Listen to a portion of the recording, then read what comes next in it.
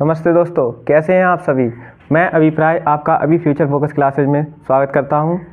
ठीक, कल हमने टॉपिक पढ़ा था इंग्लिश ग्रामर डे 2 में present indefinite tense. Present indefinite tense में हमने अफर्मेटिव सेंटेंस और नेगेटिव सेंटेंस पढ़ लिए थे विस्तार से। ठीक है, उसके बाद हमने SW में ये सेंटेंस छोड़े थे और ये सेंटेंस आप लोगों ने बनाए होंगे, या अगर नहीं बनाए हैं तो कोई बात नहीं, मैं बनवाऊँगा यहाँ पे। ठीक है, तो और आज हमारा टॉपिक रहेगा इंट्रोगेटिव सेंटेंस, फर्स्ट और सेकंड टाइप दोनों। ठीक, तो हम चलिए शुरू करते हैं। पहले ये सेंटेंस बनवा दें, उसके बाद इंट्रोगेटिव शुरू करेंगे। ठीक, तो पहला सेंटेंस क्या था, मैं एक पत्र लिखता हूँ।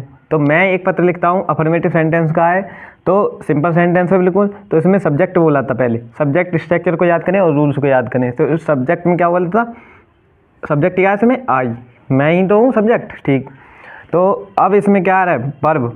वर्ब क्या है, लिख रहा है, लिखता हूँ। ठीक है, लिखता, क्रिया क्या हो रही है, लिख रहा है। ठीक है, क्रिया क्या है, लिख रहा है। तो हमने क्या बोला था, आई बी यू दे तथा बहुवचन क्रियाओं के साथ वर्ब की फर्स्ट फॉर्म आती है। ठीक है, तो आई कैसा है, आई बहुवचन है, तो आई के साथ हम लिखना है क्या होती है, राइट।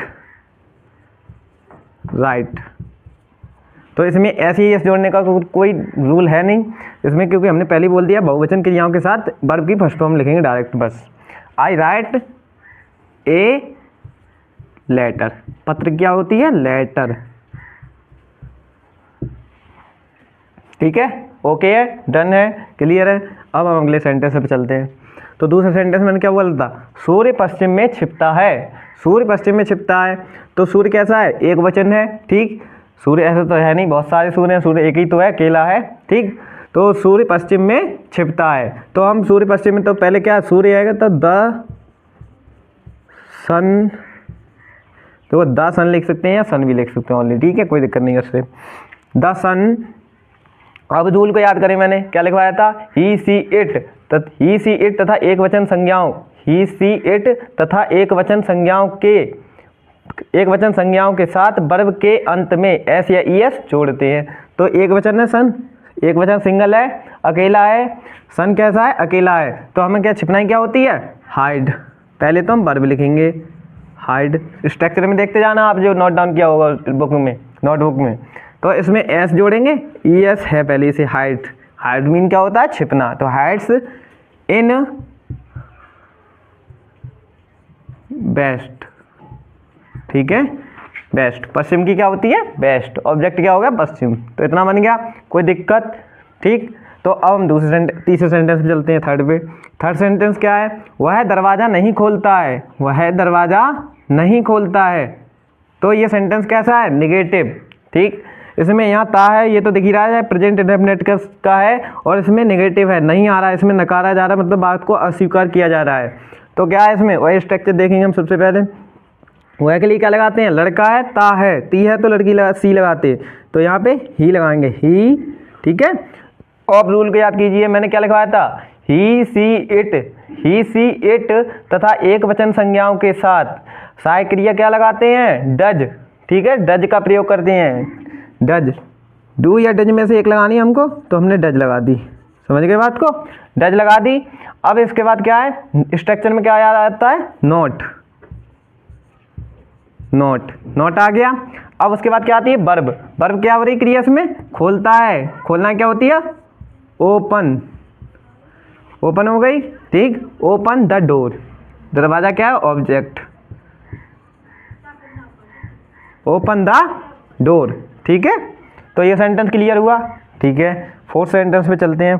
फोर्थ सेंटेंस क्या बोल रहा है कि मैं क्रिकेट कभी नहीं खेलता हूँ। मैं क्रिकेट कभी नहीं खेलता हूँ। अब इसमें देखो कभी नहीं आ गया, कल मैंने रूल कभी नहीं के लिए लिखवाए थे।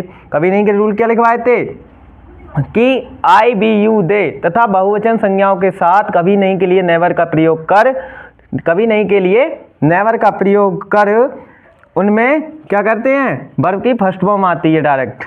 ठीक, तो इसमें मैं के लिए क्रिया सब्जेक्ट क्या है, आई।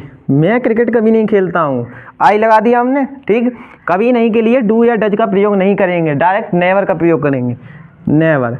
I never, I never. ठीक है, आई नेवर प्ले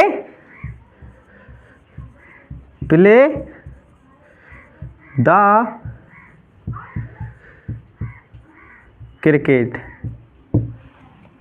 ठीक है, एकदम क्लियर हुए होंगे उम्मीद है सेंटेंस आपको। अगर आप अपने जो बनाए हो उसमें मैच करना और मैंने बनाया वो मैच करना। ठीक है, अगर कोई गलती हो तो दोबारा से प्रैक्टिस करेंगे, कोई दिक्कत नहीं। गलतियाँ होती हैं तभी जब गलतियाँ होती हैं तभी सुधार होता है। ठीक है, तो फिर ठीक है, हम ये मिटाते हैं, आगे बढ़ते हैं।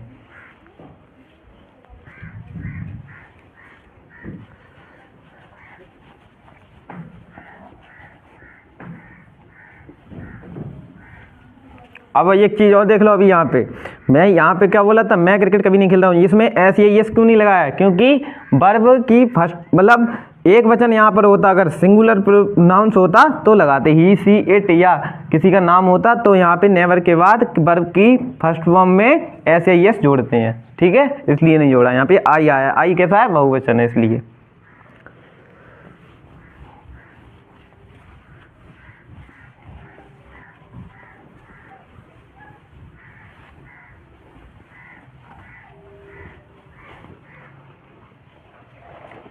ठीक है, तो कल हमने टॉपिक छोड़ा था इंट्रोगेटिव सेंटेंस। सबसे पहले हेडिंग डालते हैं इंट्रोगेटिव सेंटेंस।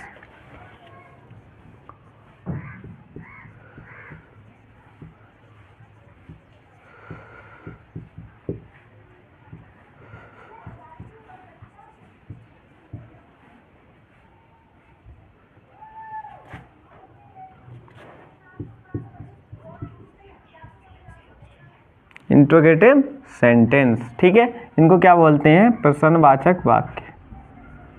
प्रश्नवाचक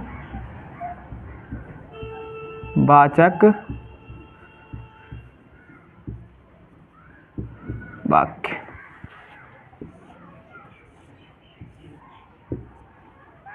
ठीक है, क्या बोलते हैं इनको, प्रश्नवाचक वाक्य। अब सुने, प्रश्नवाचक वाक्य भी दो प्रकार के होते हैं। ठीक है, एक फर्स्ट टाइप और एक सेकंड टाइप। फर्स्ट टाइप वाले क्या होते हैं कि जिन वाक्यों के आरंभ में मतलब शुरुआत में क्या शब्द आता है उनके लिए भाट का प्रयोग नहीं करते। ठीक है, उनमें सहायक क्रिया के लगाते हैं डू या डज। ठीक, और दूसरे सेकंड टाइप वाले कौन से वाक्य होते हैं, वे वाक्य वे प्रश्नसूचक वाक्य जिनके बीच में कहाँ, कब, कैसे, क्यों शब्द आदि शब्द आते हैं, वो कौन से होते हैं, सेकंड टाइप वाले। ठीक है, तो यहाँ पे आप लिख लेंगे पहले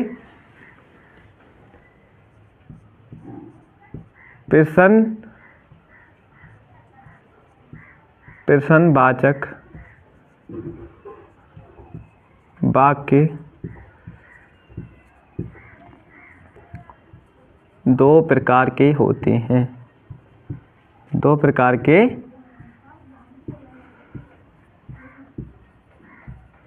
होते हैं। ठीक, नंबर 1 पे वे प्रश्नवाचक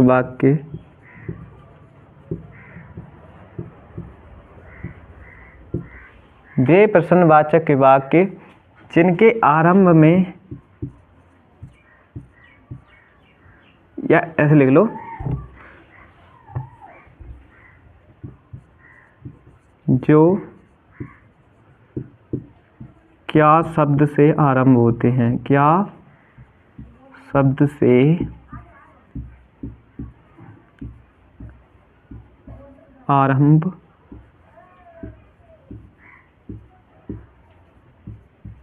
होते हैं। ठीक है, इन वाक्यों में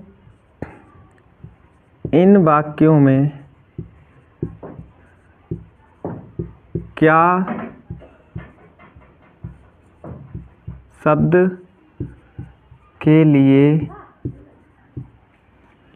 शब्द के लिए भाट का प्रयोग नहीं होता। भाट का प्रयोग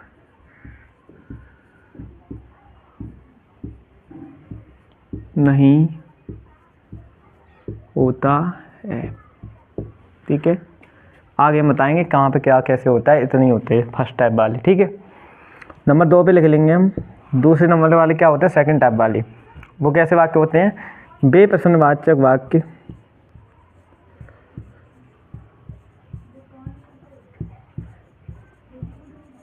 वे प्रश्नवाचक वाक्य जिनमें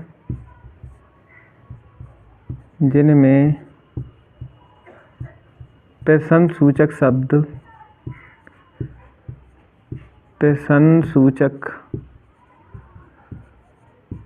शब्द कोष्ठक में लिख लेंगे, जैसे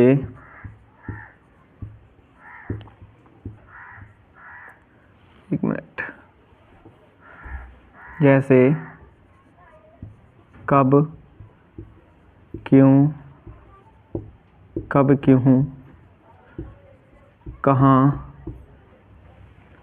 फिर कहाँ, कैसे, कब, क्यों, कहाँ, कैसे,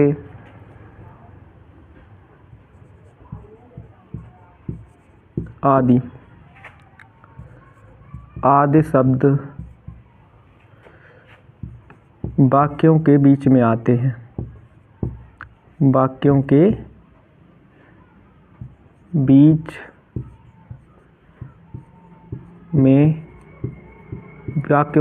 में आते हैं। ठीक है, इतनी बात क्लियर हुई। अब इसके बाद अब इसमें क्या है, अब हम फर्स्ट टाइप वाले पढ़ेंगे। वे प्रश्नवाचक वाक्य जो क्या शब्द से आरंभ होते हैं। इन वाक्यों में क्या शब्द के लिए वाट का प्रयोग नहीं होता। इन वाक्यों में, यहाँ पे मैं और लिख लेना, ठीक है, तो भूल गए थे लेना। इन वाक्यों में क्या शब्द के लिए वाट का प्रयोग नहीं होता। ठीक है, तो अब सबसे पहले क्या लिखेंगे, interrogative sentence first type.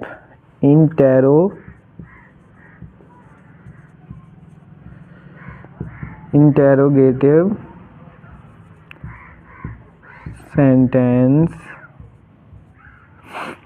Sentence first type.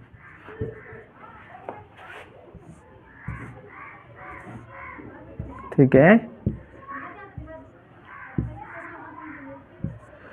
ठीक, फर्स्ट टाइप सेंटेंस हमने बता दिए कौन से होते हैं, जिनमें क्या शब्द से आरंभ होते हैं। ठीक, ओके। अब हम क्या करेंगे, सबसे पहले इनके रूल लिखेंगे, या रूल लिख लें या स्ट्रक्चर पहले लिख लें। ठीक है, तो हम क्या करेंगे, सबसे पहले इनका रूल लिखेंगे, उसके बाद स्ट्रक्चर लिख लेंगे। रूल क्या होते हैं इनके,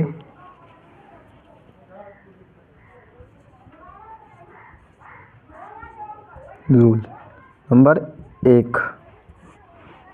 ठीक, रूल क्या होते हैं इनके कि ही सी इट तथा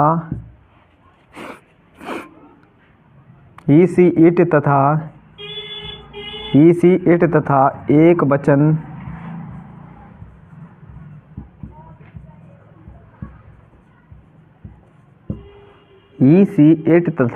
वचन संज्ञाओं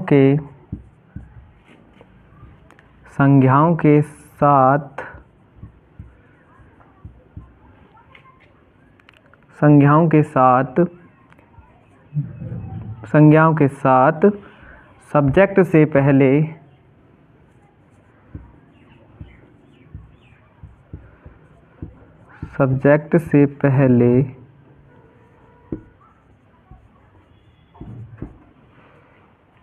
सब्जेक्ट से पहले हेल्पिंग वर्ब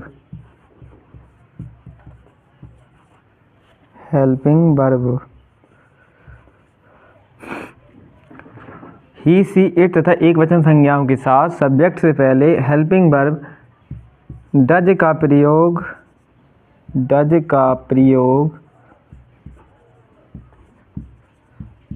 सब्जेक्ट के अनुसार करते हैं। ठीक है, सब्जेक्ट के अनुसार लगाते हैं या करते हैं।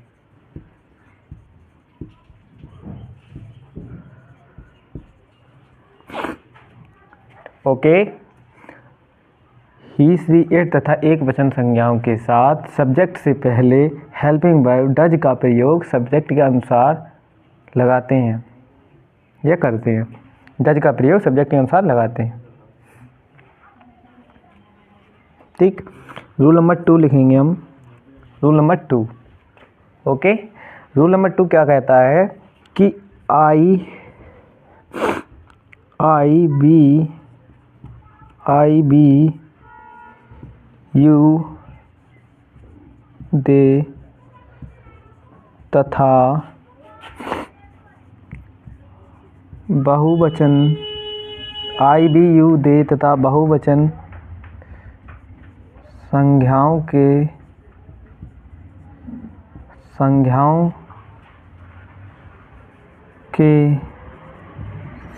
के साथ सब्जेक्ट से पहले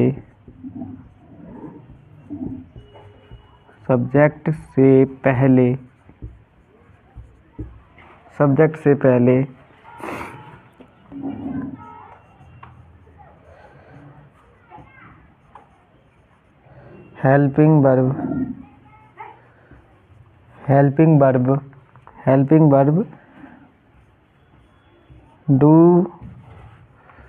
का प्रयोग सब्जेक्ट के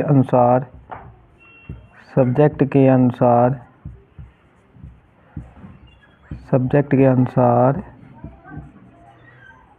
करते हैं या लगाते हैं। ओके,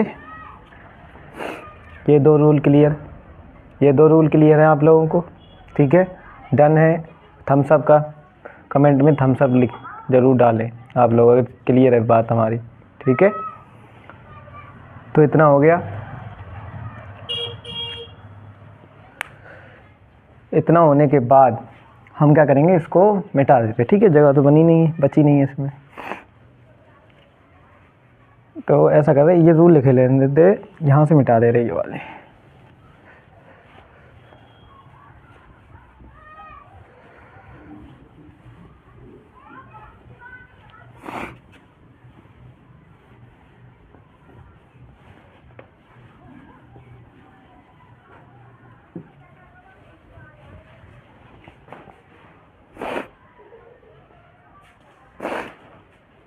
तो चलिए शुरू कर।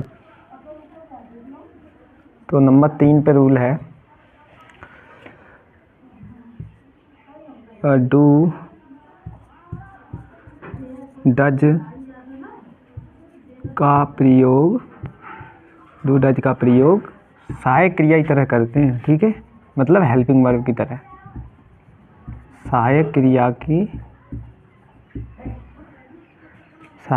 के लिए करते हैं, या सहायक क्रिया की तरह करते हैं। जो लिख लो।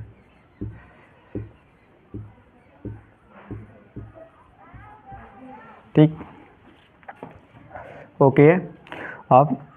अब क्या हम लिखेंगे, अब हम लिख लेंगे स्ट्रक्चर। ठीक है, ये फर्स्ट टाइप के रूल हैं, इंट्रोगेटिव फर्स्ट टाइप के, जो मैंने लिखवा दिया था आपको हेडिंग। तो यहाँ पे आप फिर से इंट्रोगेटिव सेंटेंस, ये 3 रूल हो गए। ठीक है, ये इम्पोर्टेंट है। इंट्रोगेटिव, एक काम और करिए, मैंने चलो वो सेकंड वाले में लिखवा देंगे, उनके लिए बात एक ही है। ठीक है, आप समझ जाना, मैं बता दूंगा। Interrogative sentences first type. Okay,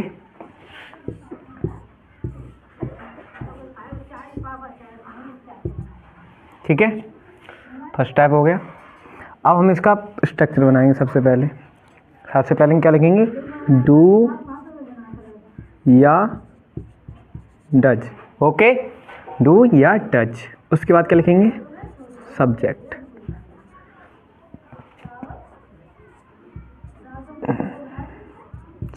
उसके बाद क्या आता है, नोट।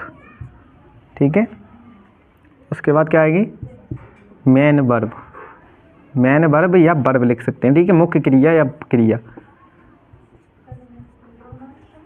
वर्ब की फर्स्ट फॉर्म। ठीक है, उसके बाद क्या आएगा, ऑब्जेक्ट, ओके, ऑब्जेक्ट। उसके बाद क्या आएगा? प्रश्नवाचक चिन्ह, क्वेश्चन वर्ड। ठीक, इतना स्ट्रक्चर आप दिमाग में याद रखिए, ये नियम याद रखिए। उसके बाद सेंटेंस हम बेधड़क बना सकते हैं इंट्रोगेटिव सेंटेंस के लिए। ओके, तो अब हम चलते हैं आगे। ये वाली चीज़ मिटा दे रहे, ठीक है, इसको पहले मिटा दे रहे क्योंकि यहाँ पे एग्जाम्पल लिखने हैं, ठीक है, इस वजह से। तो वही जगह सही नहीं, रूल तो आप लोगों ने लिख ही लिए होंगे, कोई दिक्कत थोड़ी है। ठीक,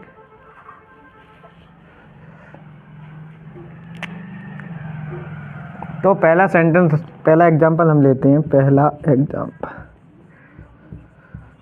example number 1। Okay, example number 1, कोई भी सेंटेंस ले लो, जैसे क्या मैं किताब पढ़ता हूँ।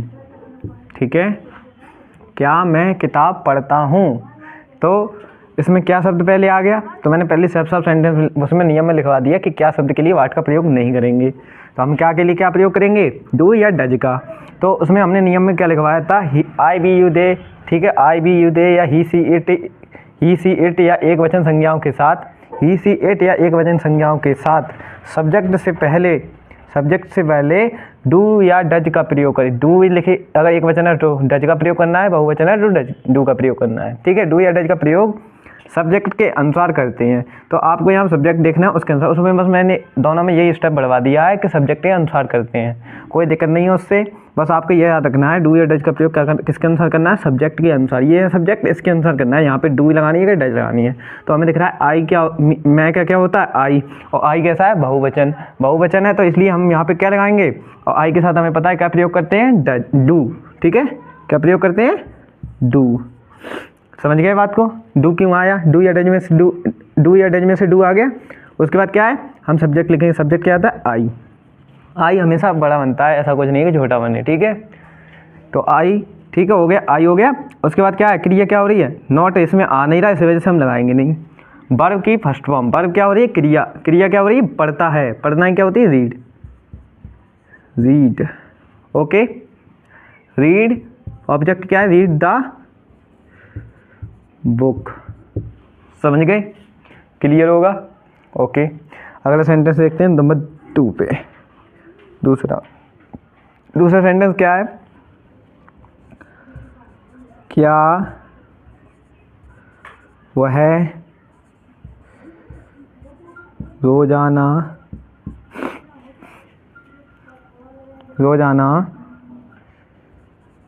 सड़क पर नहीं दौड़ता है। हाँ, एक चीज़ और मैं भूल गया था मैं, देखो सॉरी मिस्टेक हो गई, कोई बात नहीं। ये जो क्वेश्चन वर्ड है वो लगाना है यहाँ पर भी और यहाँ पर भी। इन सेंटेंस होगी यही पहचान होती है क्वेश्चन वर्ड लगाना। ठीक है, बाई मिस्टेक मुझसे गलत ध्यान नहीं रहा इस वजह से। ठीक है, कोई बात नहीं, हो जाता है। तो अब हम लिखते हैं यहाँ पे, क्या हुआ है? रोजाना सड़क पर नहीं दौड़ता है। क्या हुआ है? रोजाना सड़क पर नहीं दौड़ता है। तो इसके लिए हम क्या करेंगे? सबसे पहले तो हम देखें सब्जेक्ट क्या है। सब्जेक्ट कैसा? सिंगुलर नाउन्स है, एक वचन है। हमने क्या बताया? एक वचन संज्ञाओं के साथ क्या करते हैं हम? सब्जेक्ट के अनुसार डू या डज का प्रयोग करते हैं। ठीक है, वैसे तो हमें पता ही है एक वचन संज्ञाओं के साथ डज का प्रयोग करते हैं, इतनी भी बात याद रखें। तो हम यहाँ पर सबसे पहले क्या लगाएंगे? डज। डज लगा दिया। उसके बाद क्या करेंगे? उसके बाद सब्जेक्ट लिखेंगे। सब्जेक्ट क्या है? ही मीन्स होता है वह, दौड़ता है, लड़का है, इस वजह से ही लगाएंगे। इतना हो गया। अब हमें क्या दिख रहा है? सब्जेक्ट हो गया। अब हमें दिख रहा है नहीं भी आ रहा है सेंटेंस में, नहीं भी आ रहा है, तो नहीं के लिए हम क्या लगाएंगे? नॉट भी लगा देंगे। नॉट लगा दिया। उसके बाद क्या आ रहा है? क्रिया क्या हो रही है? वर्ब। वर्ब क्रिया क्या हो रही है इसमें? क्रिया क्या हो रही है? दौड़ रहा है, तो दौड़ना क्या होती है? रन। ठीक है, रन, दौड़ लिया। उसके बाद रन ऑन रोड। ऑब्जेक्ट में ये सभी आ जाएंगे, रन ऑन रोड, डेली, और लास्ट में बचा है क्वेश्चन वर्ड, ठीक है, क्वेश्चन मार्क, क्वेश्चन मार्क हो गया। ये सेंटेंस क्लियर। अब बताइए ये दोनों सेंटेंस क्लियर हुए आपको। बस मैंने इतना ही किया है कि जो आपको सब्जेक्ट और ऑब्जेक्ट और वर्ब ये तीनों चीज़ें मैंने वीडियो डे 1 और डे 2 में समझाई क्लियर करके। अब मैं अब आपको बार बार बताऊंगा, तो अब तो इतना तो आप समझ ही गए होंगे सब्जेक्ट कौन सा है, वर्ब कौन सा है और ऑब्जेक्ट कौन सा है। तो अब तो हमें बस नियम पढ़ना है और स्ट्रक्चर समझना है, बस लगा देना है, मीनिंग याद हो तो बस, ठीक है। अब हम सेकंड टाइप पढ़ेंगे। इतना क्लियर हो गया, इसको एकदम स्ट्रक्चर को दिमाग में बैठा लें और नियम लिख लें एकदम क्लियर करके, ओके। तो आराम से ऐसे करके स्क्रीनशॉट ले लें या रोक लें इसको, ठीक है। तो चलिए आगे शुरू करते हैं, हम इसे मिटा देते हैं।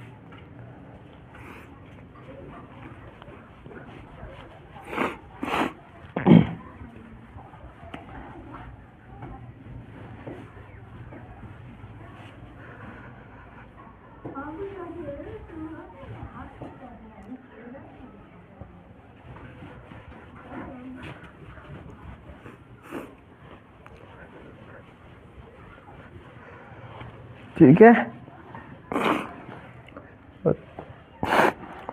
सॉरी थोड़ी सर्दी हो गई इस वजह से। तो अब हम पढ़ेंगे interrogative second type, interrogative sentence,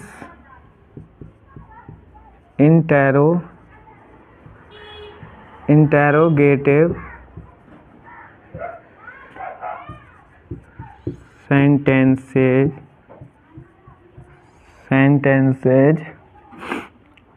sentences second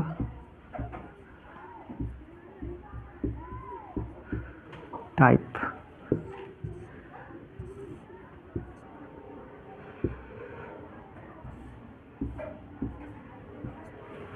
okay, तो देखो मैंने ये सेंटेंस तो आपको पहले ही बता दिए कि इंट्रोगेटिव सेकंड टाइप वाले कैसे सेंटेंस होते हैं। पहले मैं सबसे पहले ये समझाया था कि प्रश्नवाचक वाक्य दो प्रकार के होते हैं। कौन से? एक तो सबसे पहले क्या होता है, वो क्या शब्द से आरंभ होते हैं वो वाले, तो मैंने समझा दिए फर्स्ट टाइप में। और सेकंड वाले क्या होते हैं, जिन बेप्रश्नवाचक वाक्य जिनमें प्रश्न सूचक शब्द जैसे क्या, कब, क्या, कब, क्यों, कैसे आदि शब्द बीच वाक्य के बीच में आते हैं, तो वे क्या कहलाते हैं, सेकंड टाइप वाले, ठीक है। तो इनमें हम यही पढ़ेंगे। तो इसमें रूल लिख लें, रूल नंबर 1, रूल नंबर 1। तो चलिए लिखते हैं रूल नंबर 1। यदि प्रश्नवाचक वाक्य में प्रश्नवाचक वाक्य में प्रश्न सूचक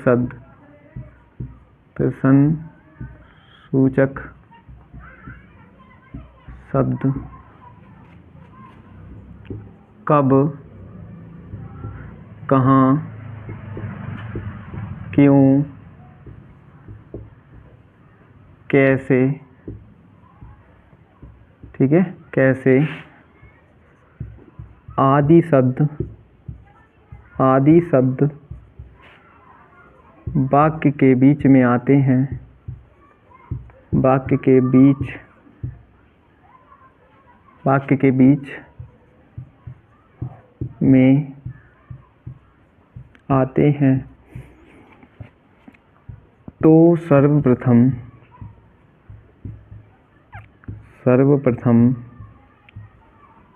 इन शब्दों की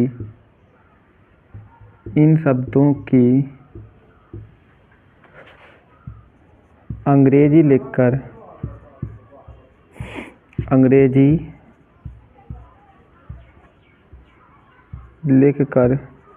ठीक है, सर्वप्रथम इन शब्दों की अंग्रेजी लिखकर कर्ता के अनुसार डू या डज लगाते हैं। क्लियर है? अगला हम टॉपिक नंबर 2 लिखेंगे कि यदि प्रश्नवाचक वाक्य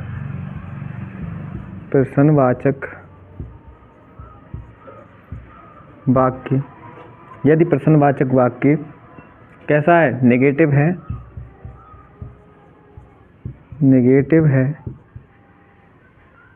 नेगेटिव है या नकारात्मक है, तो नॉट का प्रयोग वर्ब से पहले करेंगे, वर्ब से पहले करते हैं, से पहले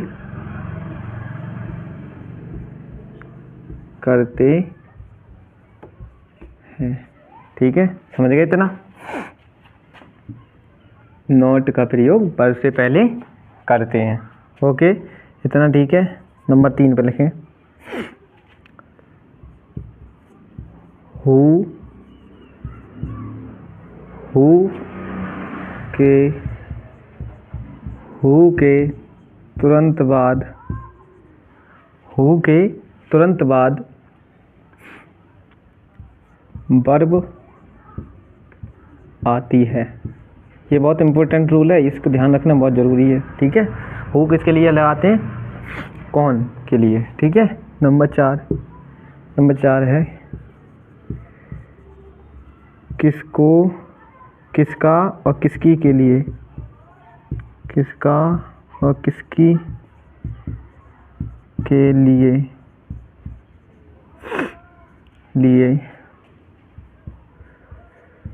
whom, whose का प्रयोग करते हैं। ठीक है, किसका और किसकी के लिए whom और whose का प्रयोग करते हैं। नंबर 5 पे रूल है,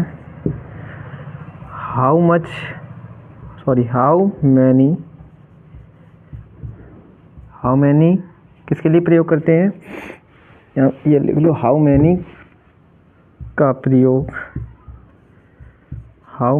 प्रयोग उसके लिए करते हैं, मतलब हाउ मैनी का प्रयोग किसके लिए करते हैं, जिन चीज़ों को गिन सकते हैं, गिना जा सकता है। ठीक है, मतलब काउंटेबल, जिन चीज़ों को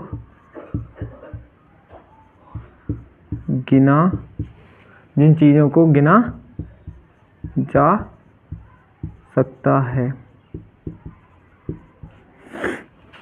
और हाउ मच का प्रयोग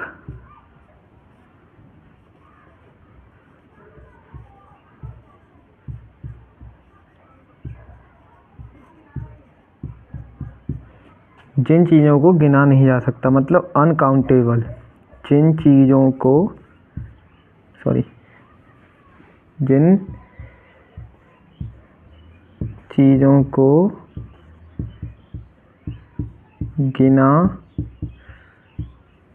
नहीं जा सकता।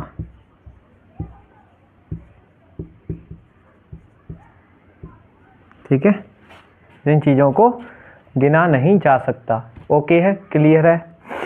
तो अब देखो मैं बता रहा हूँ, हाउ मैनी प्रयोग मतलब जिन चीज़ों को गिना जा सकता है। जैसे मान लो किताब है, किताबें गिन सकते हो आप, किताब गिन सकते हो, 1 है किताब आपके पास, 2 है, 3 है। दोस्त हैं, गिन सकते हो। ठीक है, और हाउ मच का प्रयोग किसके लिए किया जाता है, जिन चीज़ों को गिना नहीं जा सकता। जैसे चीनी है, पानी है, दूध है, पैसा है। ठीक है, देखो चीनी है, चीनी को आप गिन सकते हैं, पानी को नाप सकते हैं लेकिन गिन नहीं सकते। चीनी के एक एक टुकड़ा तो नहीं गिनोगे, 1 2 3 4 5, अगर गिन भी लोगे तो फिर दोबारा मिस्टेक हो जाएगी, फिर दोबारा गिनोगे। ठीक है, तो इस वजह से चीनी और पानी को गिन नहीं सकते, इसलिए क्या करते हैं, इसमें हाउ मच का प्रयोग करते हैं। ठीक है, यहाँ तक क्लियर है एकदम? ठीक, तो अगर आप देखो नंबर 6 रूल और मैं लिखवा दे रहा, नंबर 6 रूल में लिख लें आप कि जो होम आता है, होम क्या होता है? अपने घर के लिए। ठीक है, ठीक है।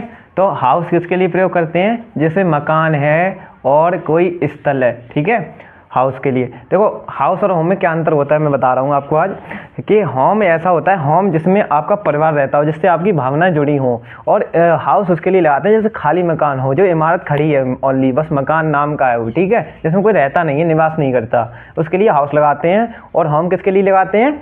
जिसमें आपका परिवार रहता है, जिससे आपकी भावनाएं जुड़ी हैं, ठीक है, उसके लिए होम लगाते हैं।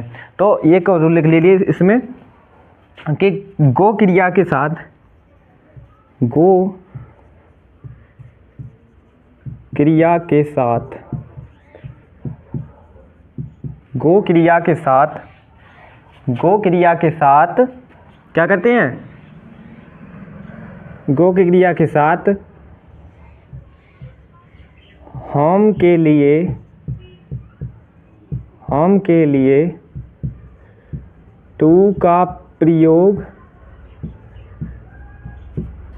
नहीं करते हैं। समझ गए बात को? ओके, डन है। अगला 7 नंबर रूल क्या होता है कि गो क्रिया के साथ, गो क्रिया के साथ हाउस के लिए टू का प्रयोग करते हैं। ओके, प्रयोग करते हैं। देखो ये सारी चीज़ें मैंने इसलिए लिखवा दी क्योंकि आप लोगों को ध्यान नहीं रहती हैं, मैं बोल देता आप लोग ध्यान नहीं देते उस टाइम पे, तो इसलिए मैंने ये नोट डाउन करा दी। अगर एक बार नोट्स में देख लेंगे आप लोग दोबारा से, फिर कोई दिक्कत नहीं होगी। समझ गए बात को? ठीक है, ओके है। तो फिर यहाँ से शुरू करते हैं। इतना मिटा दे रहे, अब हम स्ट्रक्चर लिखवा दे रहे, ठीक है, स्ट्रक्चर लिखवा दे रहे। मेरा कपड़ा किधर गया भाई मिटाने वाला? चलो ठीक है, इसको मिटा दे रहे।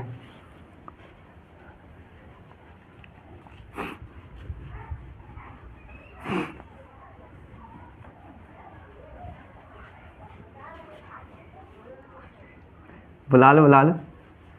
Hello,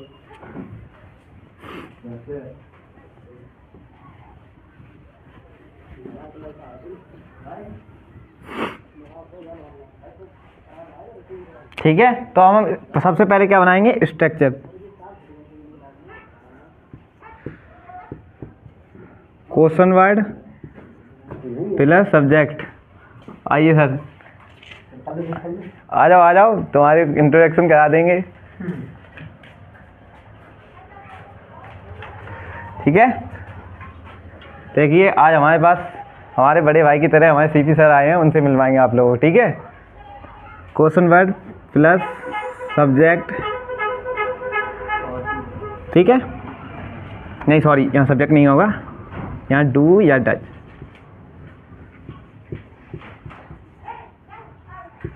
plus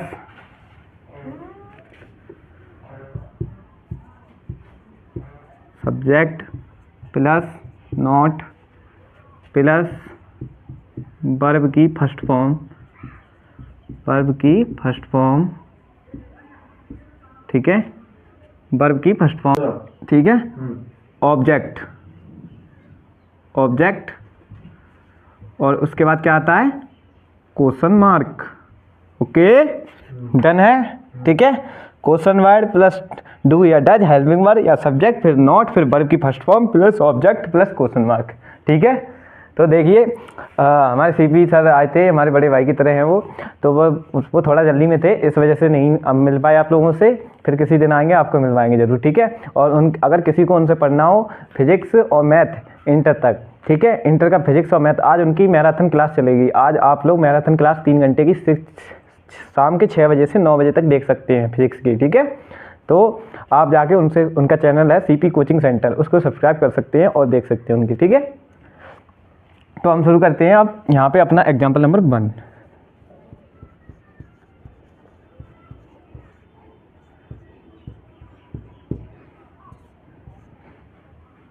okay, example number 1 में कुछ भी ले लो सेंटेंस, जैसे वह घर क्यों नहीं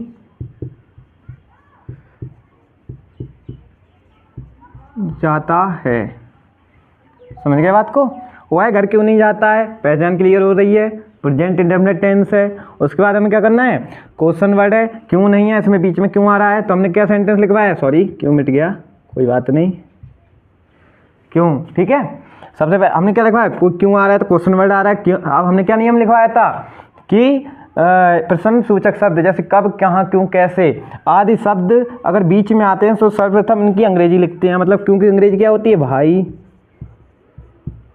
ठीक है, वाई होती है। उसके बाद क्या लगाना हमें, डू या डज। अब हमने बताया सर्वप्रथम इनकी अंग्रेजी लिखकर कर्ता के अनुसार डू या डज का प्रयोग करते हैं। सर्वप्रथम इनकी अंग्रेजी लिखकर कर्ता के अनुसार डू या डज का प्रयोग करते हैं, तो डू या डज लगाना है। तो हमें यहाँ पे सब्जेक्ट क्या है, ही, और ही के साथ क्या उपयोग करेंगे हम, डू, डज, ठीक है, डज, ओके, डन है। डज, डज के बाद क्या लगाएंगे, सब्जेक्ट, सब्जेक्ट क्या है, ही, ओके। ही के बाद क्या आ रहा है, इसमें नोट आ रहा है तो नोट लगाएंगे, नोट लगा दिया। उसके बाद क्या आ रही, वर्ब, गो।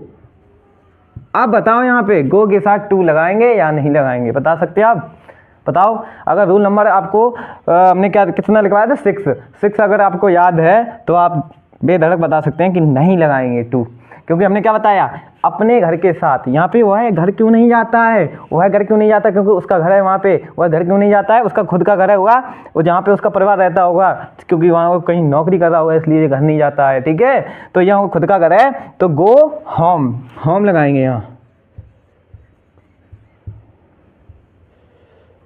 होम, गो होम, ठीक है, क्वेश्चन मार्क।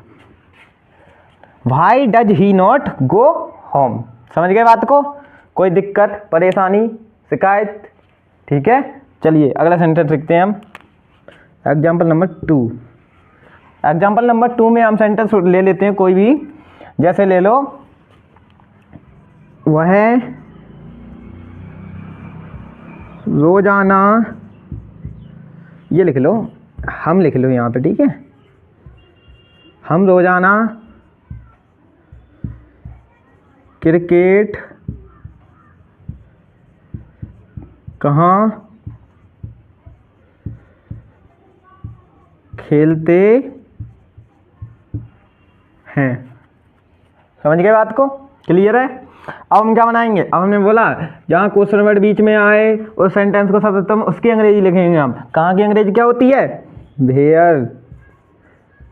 कहाँ की अंग्रेजी क्या होती है, वेयर।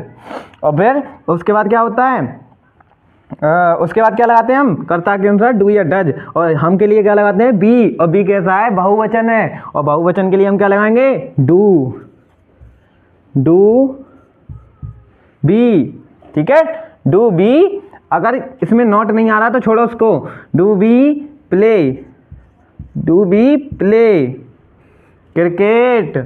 ऑब्जेक्ट क्या है, क्रिकेट, क्रिकेट डेली, ठीक है। समझ गए बात को। ये मैंने 2 सेंटेंस आपको लिखवाए एग्जाम्पल के तौर पे। अगर आपको सारे सेंटेंस अगर आपने अच्छे से समझ के पढ़े हैं, क्लास डे 1 से शुरू किया है, डे 1 से पढ़ते गए हैं, तो आपको ये क्लियर होंगे सेंटेंस बाकी, ठीक है। मैंने रूल भी लिखवा दिए, सारे स्ट्रक्चर भी लिखवा दिए। अगर स्ट्रक्चर और रूल और मीनिंग आपको याद है और फर्स्ट फॉर्म थर्ड फॉर्म जो याद हैं सारी, तो आप एकदम विस्तार से कर सकते हैं, बस आपको नियम याद होने चाहिए। समझ गए बात को। तो आज के लिए हमारा इतना ही है, प्रेजेंट इंडेफिनिट टेंस क्लियर हो गया हमारा, ठीक है। अगर अब हम आपको देखो, एक बच्चे ने हमसे बोला था कि सर आप first form third form second form भी लिखवाइए, तो इसके लिए मैं अलग से वीडियो लेकर आऊँगा, क्योंकि बस में लिखवाना पॉसिबल नहीं है, वीडियो ज़्यादा लंबा होगा। समझ रहे बात को आप, तो ज़्यादा लंबा होता है तो उससे बोरिंग आती है, तो इसलिए थोड़ा पढ़ो, समझ के पढ़ो। समझ रहे बात को। तो आज के लिए हमारा इतना ही है। बाकी सेंटेंस अगर आपको नहीं समझ में आए तो कमेंट में आप लिख सकते हैं कि री अगेन, रीस्टार्ट, मतलब दोबारा से शुरू करें, मतलब सेंटेंसों को लिखवाएं, एकदम प्रैक्टिस करवाएं या रिवीजन करवाएं, ठीक है। आप ये तो हम पूरे सेंटेंस लिखवाते जाएंगे, उसकी एक एक प्रैक्टिस करवाएंगे आपको बोर्ड पे, वो क्लास में अलग डाल दूंगा, ओके।